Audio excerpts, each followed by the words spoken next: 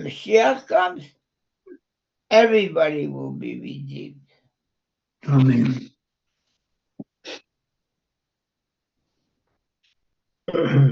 And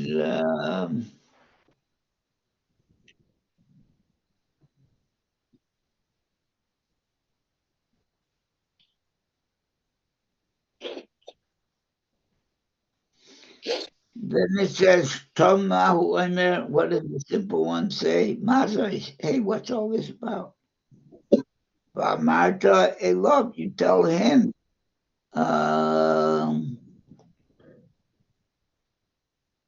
B'choizik yaro tiyano Hashem miMitzrayim miBeis Avadim. With a strong arm, God took us out this way. He understands strength. Then it says, She'enu Yedei Licho, the one who doesn't know how to ask. So it says, At Psachlo. And many point out that it says, At is the mother. The father is Atah. Doesn't say Atah Psachlo, because At, the mother, knows better how to open up the skin. Lemor, Babuzel, Asa Hashem, Libateshim Mitzrayim. And you explain to him about Rizah, that's Matzah and Mora, that's important for you. And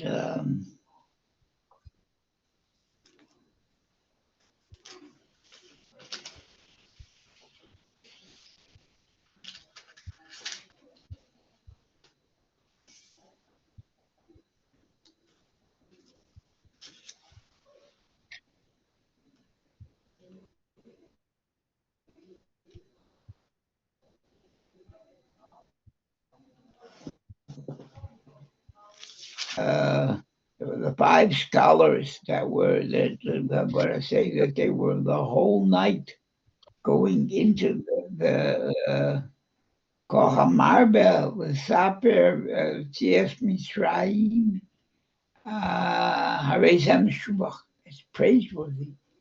The Haggadah is not just to get rid of it and skip parts, and to get to the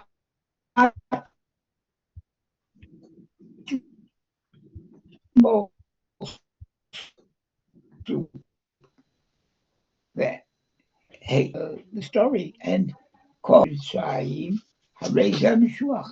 The more that you can tell about the going out of Egypt, the more you are praiseworthy.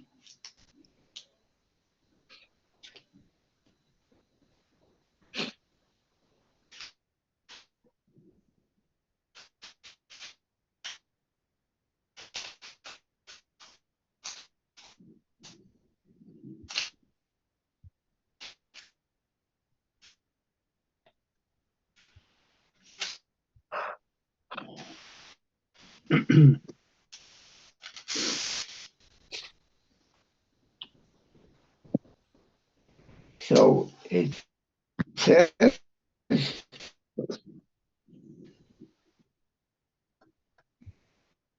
these rabbis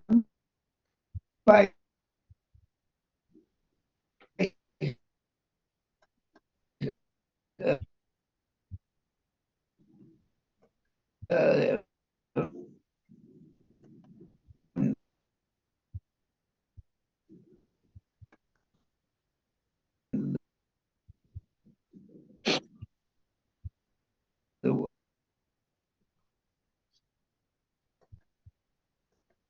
was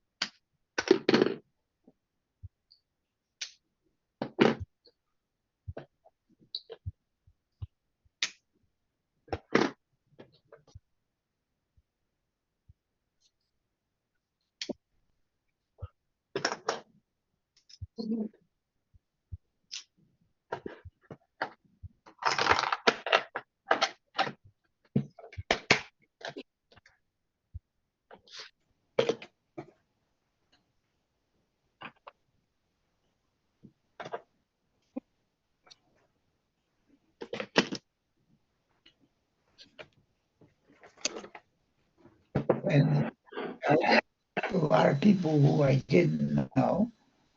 And Mendel runs he runs the Seder, and I give a talk in the middle of the Seder. And I tell a story. And I tell a story. Maybe you've heard it. Are you all listening? Is everybody on?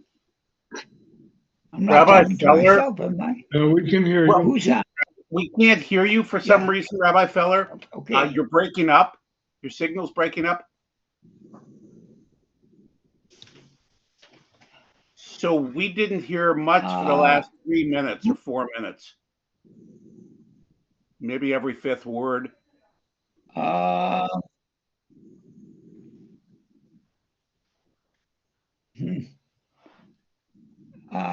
So you don't hear me well. No, we're Let me hearing see. I every gotta third get. or fourth word. You Well, seem to be better right now. I think it's better now. Huh? I think it's better now. You hear me now? Yeah, I hear you. I don't know about everybody else. Yeah. And I hear you now. Well, why don't you continue, Rabbi Feller, and we'll just tell you somehow when you're breaking up again, if that happens again. All right, now it's okay. Yes. Yes. Continue. Okay. So I was going to tell you the story that I tell is about Rabbi Levi Yitzchak of Barditchev, who was a great tzaddik. You've heard of him. He was one of the greatest tzaddikim after the Baal Shem Tov, the founder of the movement. And he he had hundreds of people at his Seder, and he knew all the revealed meanings of all the customs of, and laws of the Seder, and he knew all of the Kabbalistic meanings as well. And he, after the Seder, which took him a number of hours to give it, and he gave it all over, and he felt good that he had said everything right. But suddenly he got a heavenly message. I can't give you how about Shem Tov. And the Yitzchak of a Ditchiv got heavenly messages. So the message he got is your Seder was magnificent, but there was one person who made a better Seder than you in Berditchev. Now he heard that somebody made a better Seder than he made. He wonders who that it was. Not that he was jealous. He's a tzaddik, jealous. If they find out there's somebody better to them, they'll go and learn from him. Not jealous that somebody's better. Do you hear me now? Okay. Yes. Yes. Am I breaking up? No, you're clear now. What? You hear me? Yes. Yes, we hear you. I'm clear. Okay, I'll go back to. So he was told he wanted to know who made a better Seder than I, and he got the heavenly message that Chaim, the water carrier, made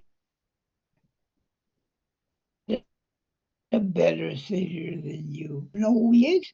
We'll try to find him. And he sent out his Hasidim.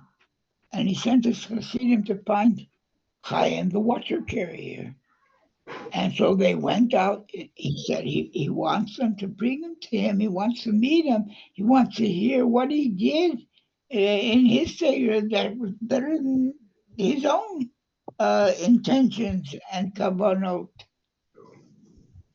So they went, the Hasidim went, the Rebbe said they went, and they went to the outskirts of the city, and they inquired, where is Chaim the water carrier? And they found in a broken down shack in the outskirts of the city. That's where Chaim the water carrier lived.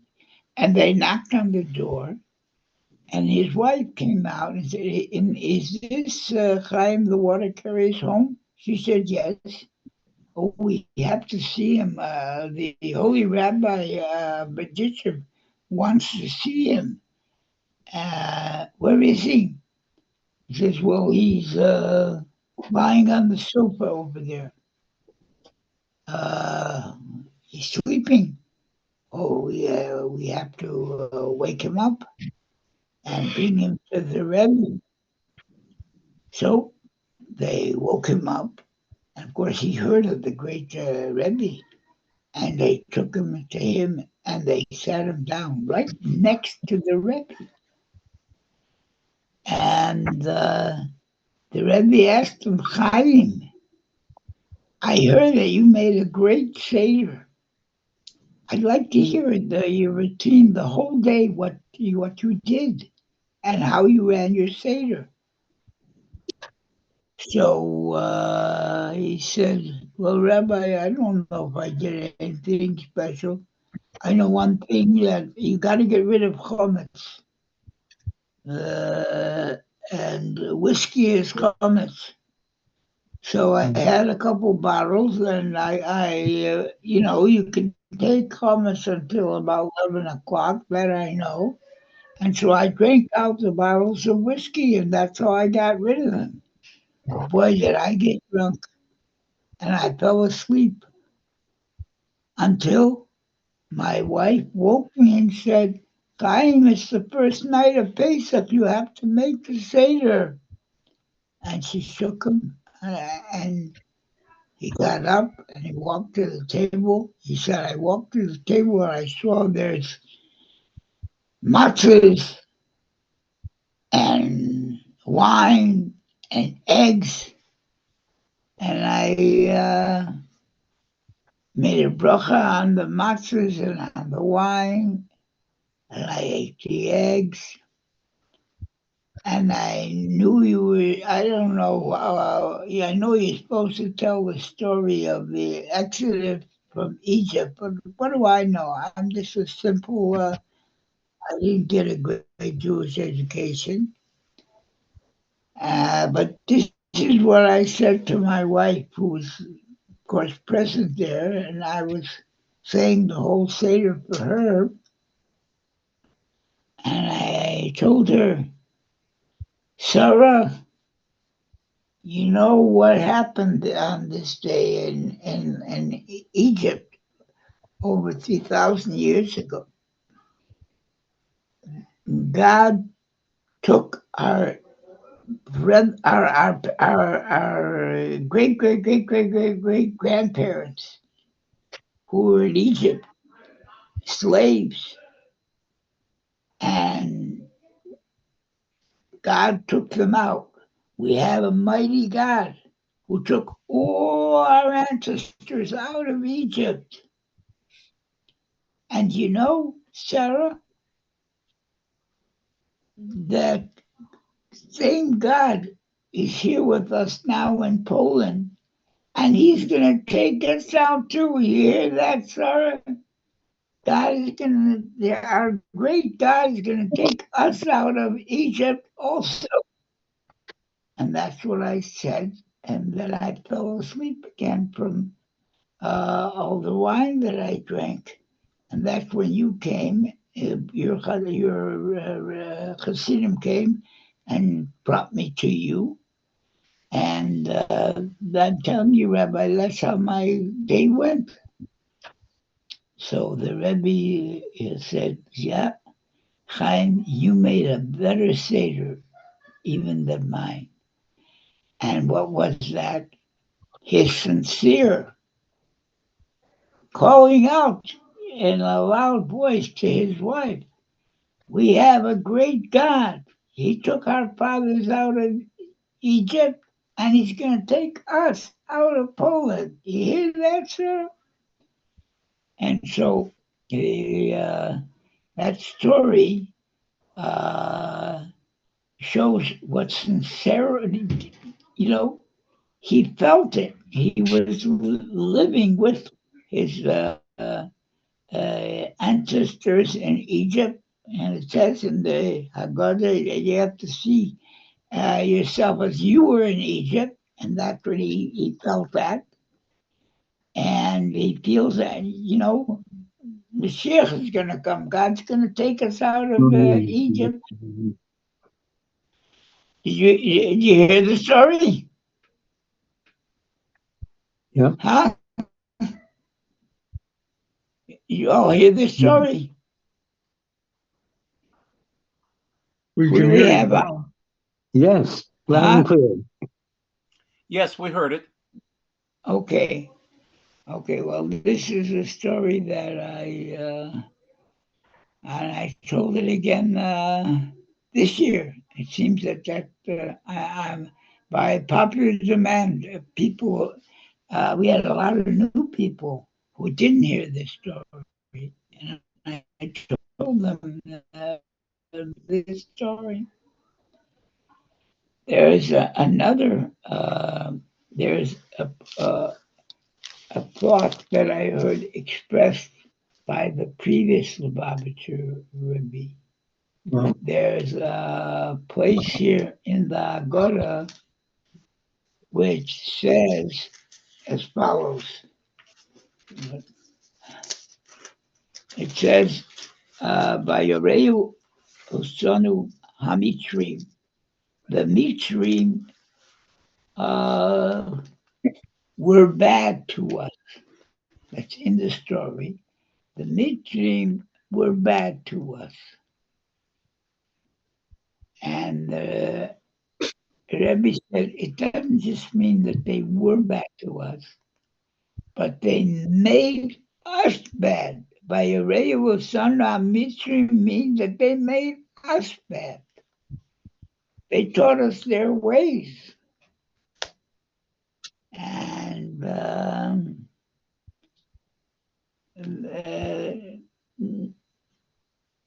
opposite our values and our traditions.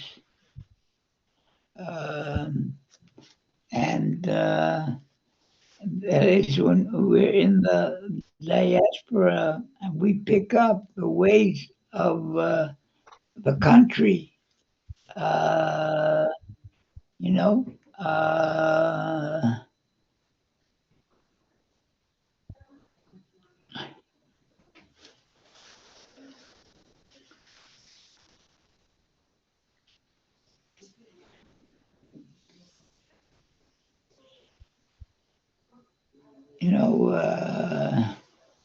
There are mores, there are ways that were never part in the Jewish experience. Homosexuality is a no-no. It says in the Torah, man shall not lie with another man like you lie with a woman. That's one of the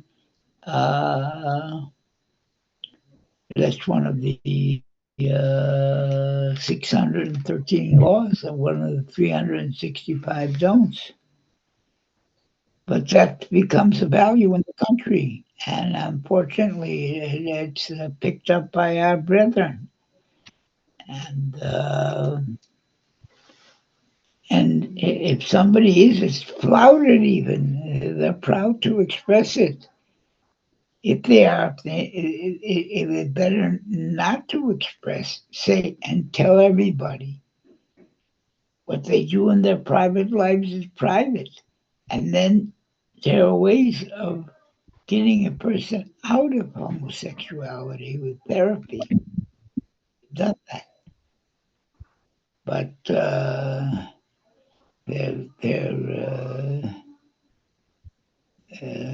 it's some and ways, that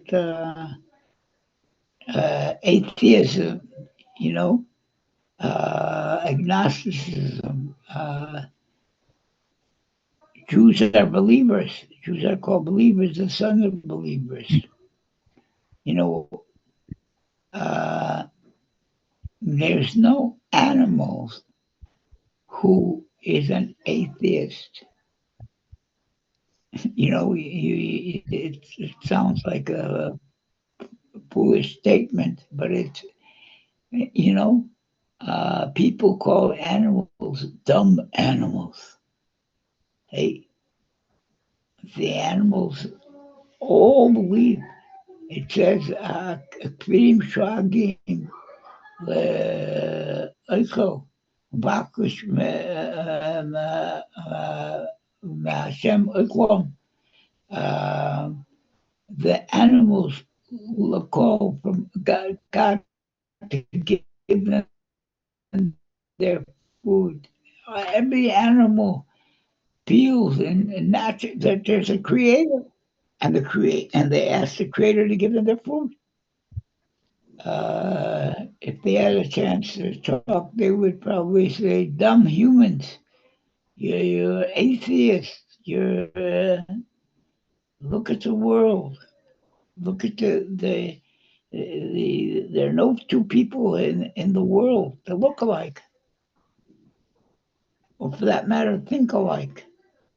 And you look at the human body and how it's put together, and that's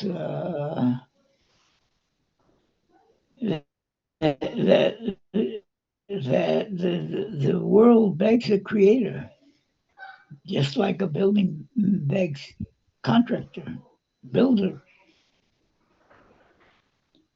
So Jews, in every generation, there's never been a generation that there's been less than hundreds of thousands of Jews living and dying, if necessary, for their belief in God. The tradition going down till right to till our time, and thank God it's picking up. And the miracles that God shows us in this war right now, since October 7th, the terrible things that happened, what they did, monstrous, uh, the, the Hamas, scum of the earth, and Israel has to rid the world of them. But the head of the snake is Iran. And so blustering, bragging that they have the strength to do away with Israel. Well, we saw 2 weeks ago, Saturday night, how they had the strength to do away with Israel. Their bombs didn't fall. And they were shot down, I don't have to tell you, mainly by Israel, but also by Israel's allies, even Jordan, Saudi Arabia shot down the missiles, and not one missile landed in Israel, and that's miraculous. Mm.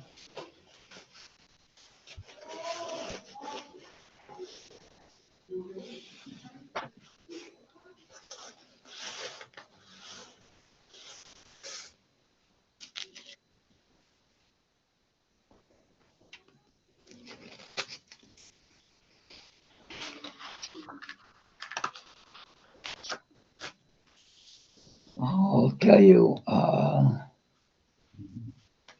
what time do you have? I don't have my watch near me. It's about 10 It's o'clock 10 o'clock About 10 o'clock. Okay, I want to in tell you. 1 minute. Okay.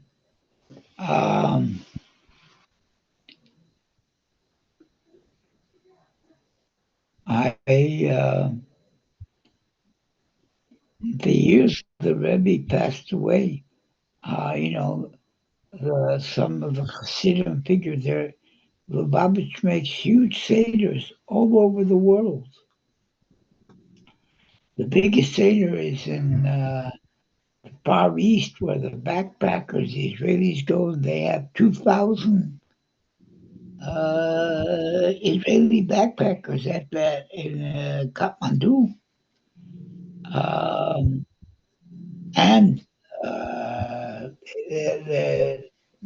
they have matzah for them, and they make the seders for them, and have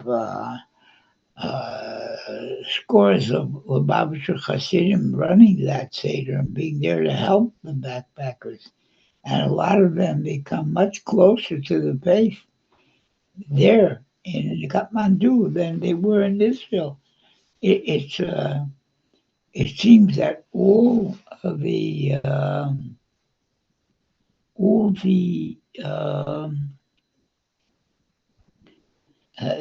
soldiers, after they go out after their 3 years, they want to go, most of them, to the Far East and to research how they live.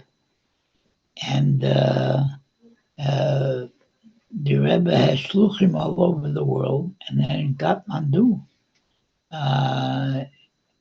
there's shluchim also, and that's the biggest seder, 2,000 people. And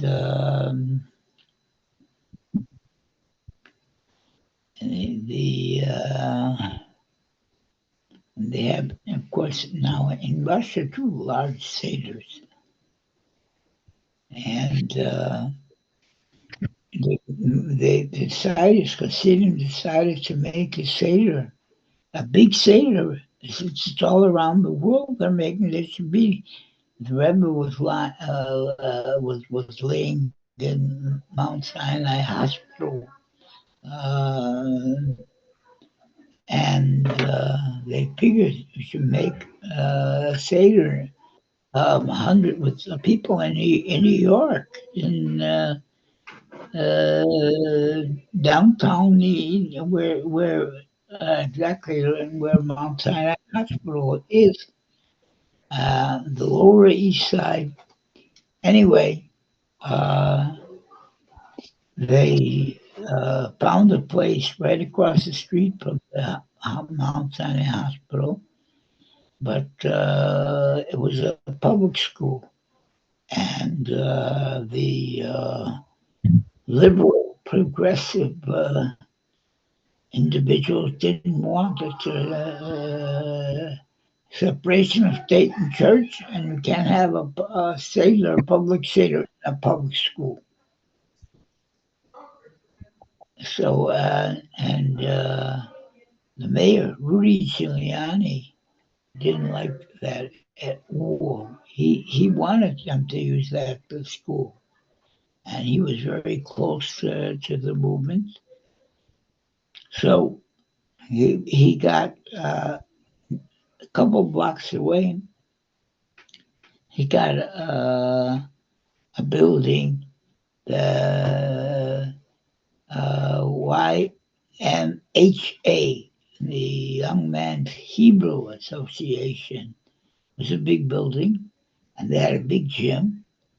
And so the young Mendel's friends, this was about maybe 20, 30 years ago, Mendel's friends were the ones that put us together, and they invited me to run that Seder, because I had run Seders with the Beis Kana girls who were attending Machon Kana. And so right before we made a big Seder, there was maybe 400 people. There were tourists and wealthy people staying in the hotels, but Jews, and they wanted to attend the Seder, and here was the Seder. And there were homeless people who all came. And there's all types, there's about 400 people. They broke the ice with those present by telling them that it's the rabbi's birthday tonight. And let's all wish the rabbi, it's my birthday, it's Pesach night. Everybody drinks 4 cups of wine on my birthday. And so they all sang happy birthday. And, hey, that was Hasidim singing happy birthday. And in English, hey, we can buy that, and it broke the ice. And we had a good rapport. But who came to that Seder? I got a message that the mayor of New York is coming to your Seder. Rudy Giuliani. He's the one that got the building for us, and he came. And what's he going came. on? Huh? What's the question?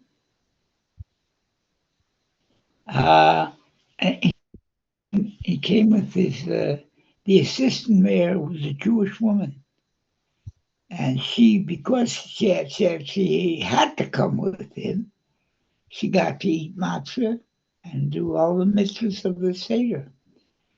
I was told he's going to stay 15 minutes, but he stood an hour and 15 minutes. And I gave all the talks about the Haggadah and Jewish education and much what I just told you now. I gave at that Seder. And the people enjoyed it to the point that we didn't have another Seder planned, but they asked for it. And we found a shul that we could make it the next night. And 60 of the people who were at this Seder showed up at the other Seder, and we had enough food to bring it over to the shul. And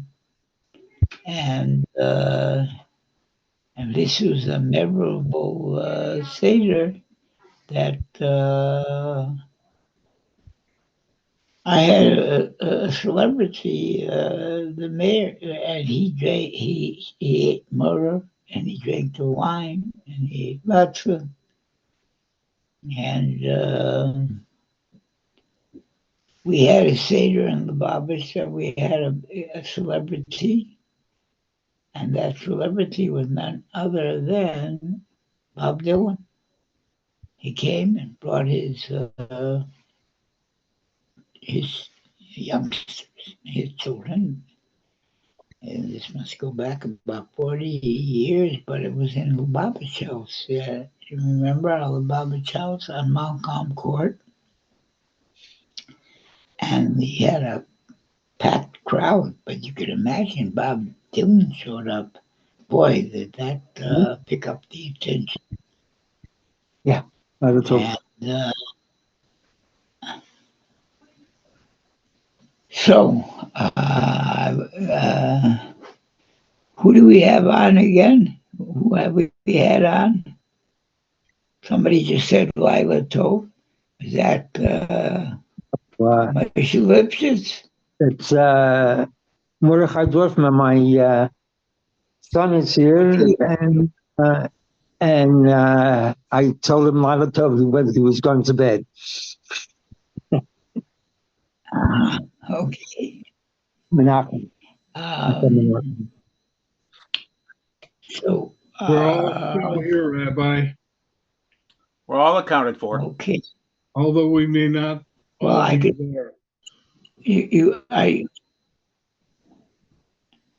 Uh,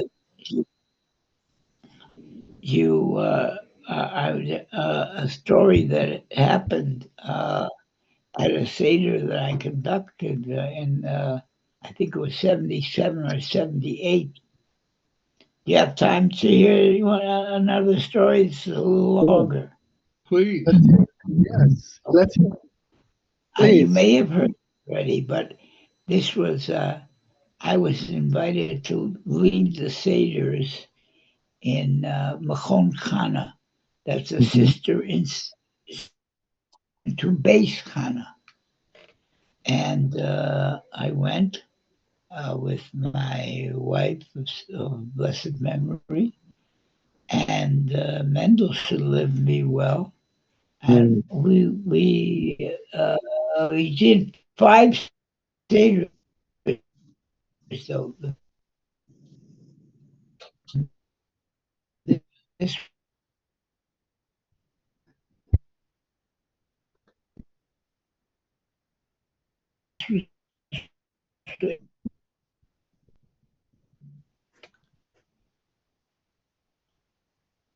And now you're breaking up. Yeah, you'll have to start over again, Rabbi Feller.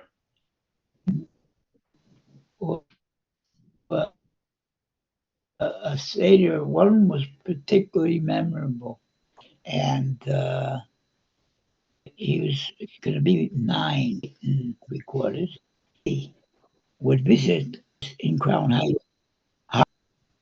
Gentlemen, do you hear me? Yes. Yes. Now we hear you. I'm not. You do? You hear me? Okay. Loud and clear. So,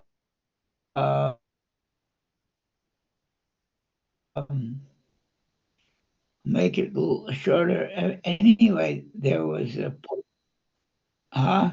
there were 4 public seders in Crown Heights. There was the yeshiva, where hundreds of boys sat together in the dormitory, and they had her for the Iranian, and Lubavitch brought them to Crown Heights, and the Russians had a seder. And they had a building there, and their organization was called Free, Free, Friends of Refugees of Eastern Europe. And they had a seder. And the girls had a seder in Beis Chana, and I was invited to lead that seder. So I was there with my wife and Mendel, and there was it was in the dining room in the basement of Machon Chana, like a mansion on President Street, and there were about 100 girls, all dressed in their finery.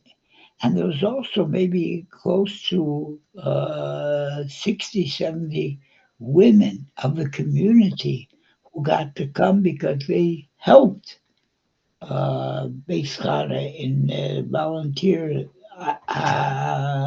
items. So the Rebbe came in, and he'd first go to the kitchen and thank the cooks for all the effort they put in to make this Seder meals and the in general and cooking for the girls. And as the Rebbe walked up the stairs to leave, to go to the doorway, but he was with Rabbi Groner. He was his aide, blessed memory. And when suddenly the Rebbe looked over, the Rebbe asked Rabbi Groner in Yiddish, pronounced in English, who asks the 4 questions here? So Rabbi Groner answered Rabbi Feller's son. So the Rebbe looked over the banister and he spotted Mendel. And he asked him in Yiddish, Du kennst die vier kashes? Do you know the 4 questions? Du kennst sie Baal Peh? You know them by heart? And Mendel froze because the Rebbe was talking to him. And so the Rebbe maybe thought that he should repeat it in English. And the Rebbe said, do you know the 4 questions? Do you know them by heart? And Mendel looked at the Rebbe and he nodded his head. And then the Rebbe spotted me and he pointed to me with a smile. And he said, but does he know the answers? You know the questions by heart. But does he, your father, know the answers to give you the answers to make you feel good that you got the answers to your questions? That's true. The Rebbe said, but does he know the answers? And everybody laughed. And I laughed also at a Seder. And I sat and explained the Haggadah and talked to the girls until way into after we finished the Seder. And I wasn't in a position to get up in the morning in time for the minyan. It was about 10 o'clock. I said the Shema. It was already getting light before I went to bed. And I went to bed, got a couple hours sleep, and then I walked to myself. I walked to 770 where the Rebbe prayed in the big synagogue in the basement of 770. Some of you have been there. And I put on my tallis there in 770. You can find minyanim in all hours of the day. At 1 o'clock wasn't a problem. There was and so I put on my towels, and then I heard the Rebbe was finished with his services, and he was coming up, and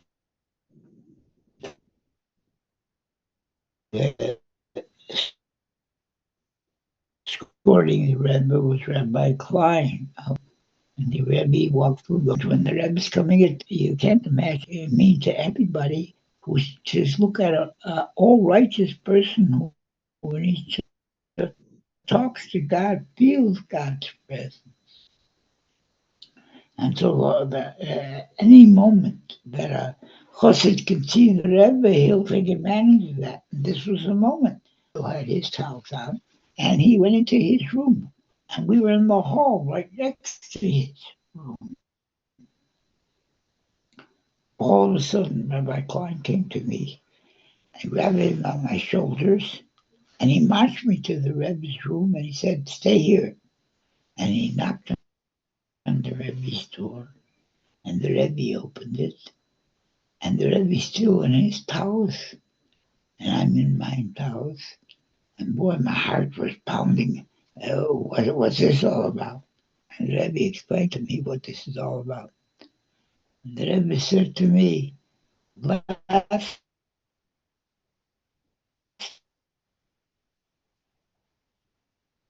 night in Mahonkana when I visited there. Girls, women, I mean, the people who were there thought that I made a joke. He said this to me in Yiddish. And when I said, but does he know the answers? I didn't mean it as a joke. That's what the Rebbe was telling me. And then the Rebbe explained to me. He said, by a child, there are no ceremonies. What's bothering this kid, why he's asking questions, it'd be here. Why are we doing, and do you know the 4 questions by heart? Or the Hebrew Baal Peh heart. Which means, I mean, that it's really bothering why we having this ceremony again this year. We saw we had it all last year. And if he asks the questions by heart, I pointed to you and I said, but does he know the answers? Can you make it as a totally new experience? And that does he know the answer? Can your father make it you as a new experience? So the Rebbe said, you get it? And I didn't respond. So the Rebbe said the whole thing again. This is an unprecedented thing that the Rebbe is standing in his towers and a chassid is standing in his towers and the Rebbe is teaching him, is giving him the whole thing. And it seemed to bother the Rebbe that they laughed because he didn't mean a joke. Anyway, the Rebbe knew that I would be going to the Machon Khan. I would have with my wife and Mendel, we would have our Sudas Yontav, the daytime Suda there. And he says, go tell them that what I told you now, and that I didn't mean I am an opportunist, and hey, I was in the right place at the right time. The first day of Pesach is my birthday, and I wanted to get blessings from the Rebbe on my birthday. And so I told the Rebbe, Heinz is my young lettuce. Today's my birthday. I'd like to ask the Rebbe to bless me on my birthday. So the Rebbe gave a big laugh. That's exactly what I've been talking about now. What's new? You have another birthday? But it's supposed to be a new, what have you picked up? What have you grown? To look at your birthday as not the same thing as last year. Then the Rebbe gave me brachas, boy, blessings, very much. And I left the Rebbe's room and I walked out and the secretary locked the door. But there was hundreds of people standing outside because something's going on between the Rebbe and Feller. And so they wouldn't let me leave without telling him, what did the Rebbe tell you? But that was and it's been printed, reading material, even in Goddess and Eretz Israel. So that's a very proud moment that I carry with me. And this is something that happened on my birthday. So I'll wish everybody a good Shabbos and a happy Shabbos. And and I hope that this lesson at 9 o'clock we'll have the Achrimos, the Sedra of the week. This week, the reading is about Passover. It's not the weekly Parsha, the weekly Sedra of the week. And we'll have the weekly Sedra next week, God willing. Thank you for being such Rabbi, good what listeners. time would you like for I next wish week? you. Is 9 o'clock Well, good tell for me next what time week, you think Rabbi? it should be. It should be. Yeah, I think we can. It's marvelous. 10 minutes to 9, but I don't want to make it later than so we'll set it for 9. If I come a little bit late, to understand that Mark was a little late. But we should have it about 9, and maybe we'll start 9:05 or 9:10. But it's still, we're still able to do it at that time, and then we'll see if we should switch it to 7 o'clock. Because when it's when Marv gets be 8:30, then we could probably switch it to 7. Although I like when we can go on as much, to have it open ended. So we'll see. But next week we can still do it at 9. Okay. Yes, Thank good, you, and Rabbi. good yantif, Rabbi. Yeah. Good Shabbos, everybody. Good Shabbos. Take care. Good Shabbos. Shabbos. Take care.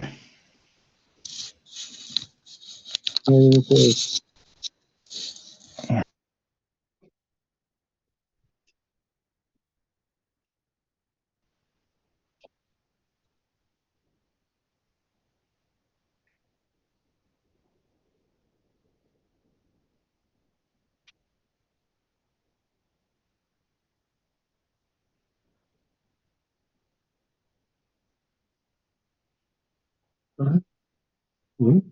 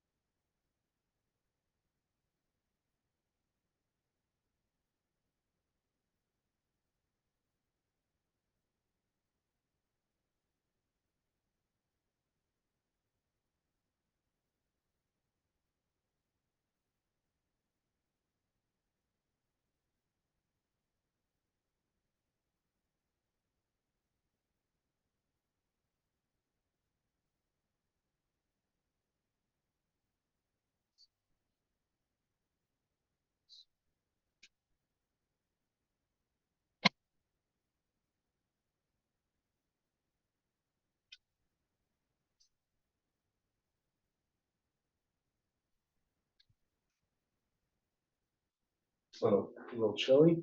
I put the fan on. Yeah. It's at 75. It's good though. What do you want to say? It's on auto now, so if you put it, it's a little cinder goes on. Okay.